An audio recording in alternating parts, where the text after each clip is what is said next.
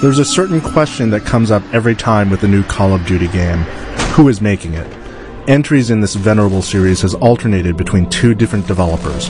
Treyarch handled Big Red 1 and Call of Duty 3, while Infinity Ward made Call of Duty 1, 2, and the mega hit 4.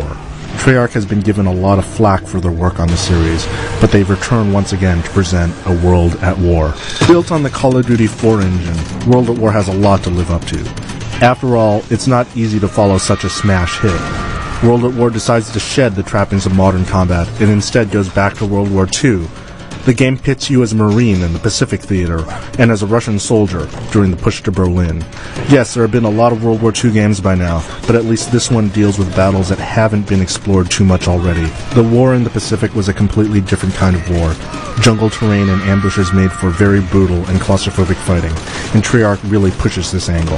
In fact, this game feels a lot more brutal than past Call of Duty games.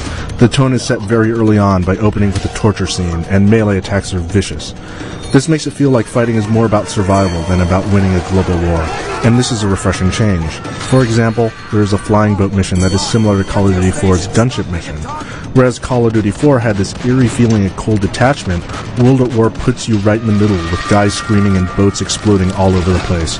Treyarch captured the intensity of Call of Duty 4 and added their own stamp to it. The gameplay is still Call of Duty in every sense of the word. The fighting is super smooth, scripted events are plentiful, and enemies keep respawning until you push forward. By now, you're either a fan of this gameplay or you're not. This installment won't change anyone's mind about it. From a technical standpoint, the game is very pretty. All the bells and whistles of the Call of Duty 4 engine are in full effect, and the environments are varied.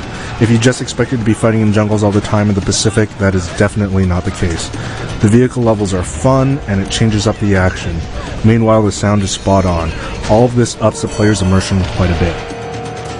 The multiplayer mode has been expanded as well. In addition to the create a character class and all the modes that you're familiar with from Call of Duty 4, there's now 4-player co-op for the majority of the campaign. The great new war mode focuses the action on certain spots in the map. There are tank maps and new perks. And then there's a new Nazi zombie co-op mode. Yes, it's as quirky as it sounds. Basically, you hole up in a bunker with up to 3 other people and defend against never-ending hordes of Nazi zombies. It's a fun little arcade mode that's complete with item stores and power-ups.